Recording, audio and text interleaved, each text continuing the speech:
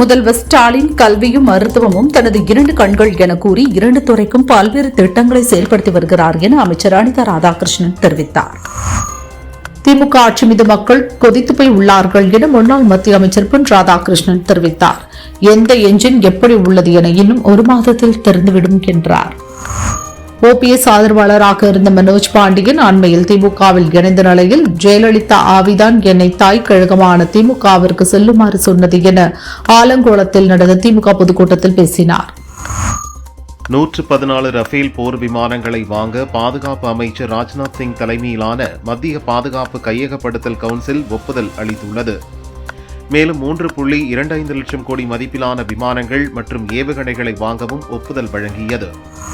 தேனி மேகமலை அருவியில் சீரமைப்பு பணிகள் முடிந்து 125 நாட்களுக்கு பிறகு இன்று முதல் குளிக்க வனத்துறை அனுமதி அளித்துள்ளது. இதனால் சுற்றுலா பயணிகள் மகிழ்ச்சி அடைந்துள்ளனர்.